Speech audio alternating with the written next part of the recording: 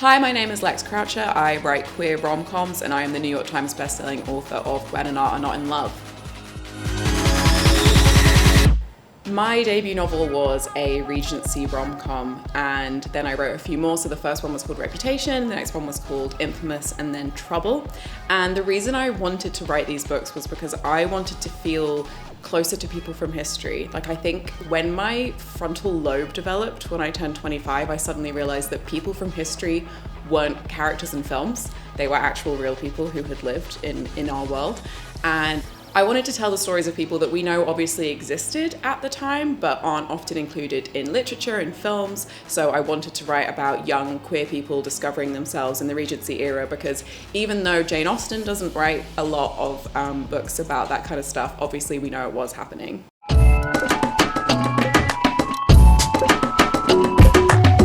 I am very lucky as a queer author because I started writing books at a time where people are actively seeking out queer stories and realizing that there hasn't been tons of representation in the past. Because when I was growing up, when I was a teenager, there just weren't queer books for teenagers. There might have been a couple, I was not aware of them, sadly.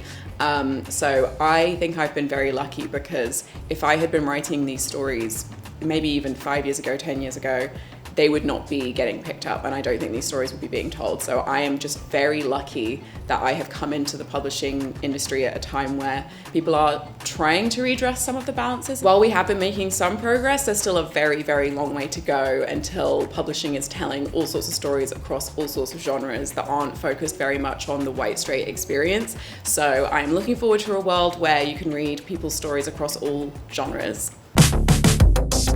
When I was a teenager, I feel like I did not see anybody on TV or in films that I felt represented me in particular, but there were a few people when I was a teenager. So Willow and Tara in Buffy, that was huge for me. That was the kind of first relationship that I saw on screen where I felt like it was treated quite normally. I didn't see any non-binary people on screen as a teenager, but I did really enjoy films and TV shows where I felt like gender was kind of messed with a little bit. And the way that I expressed that was by telling everybody when I was a kid that I loved men with long hair. If I saw a man with long hair, I would tell everybody that I was in love with him. So there was a player for the English football team who had long hair, and I only ever saw him from a distance because it was football and he was tiny. But I saw he had a ponytail, so I told everybody I was in love with him. And also Leonardo DiCaprio in a film called The Man in the Iron Mask. I was absolutely obsessed with him with his like long hair and ponytails, and he was walking around in his little like 17th century, actually it was 18th century little heels and stuff. And for me, I was like, I don't know if I want to be you or be with you, but I'm absolutely obsessed with you. I think when I was younger, a show like Steven Universe would have been huge for me, because I watched that as an adult, and I actually think that would have just blown my mind in terms of like being a very queer norm show and exploring a lot of heavy things, but also just very fun.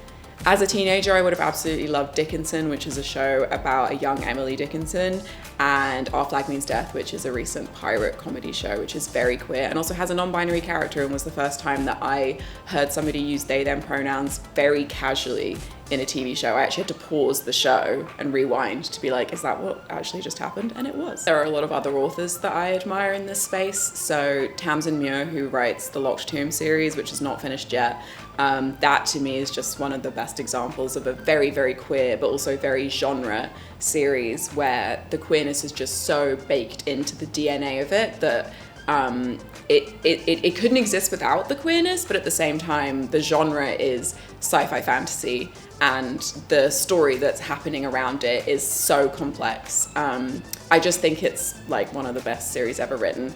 And so I really, really admire Tamsin. Casey McQuiston's like doing amazing things in this space. Author of Red, White, Royal Blue, The Pairing. I'm also a huge fan of the author Juno Dawson, who's most recently written the Her Majesty's Royal Coven series. I also love the band Moona. I find Moona very inspiring. Katie Josette and Naomi. They are amazing musicians, and I love what they are doing with their art. My advice to young queer people, especially in the current political climate, is that you need to find your people in your community. I wish I had been able to do that as a teenager. I hadn't fully come to terms with who I was, my identity. I didn't even know what being non-binary was.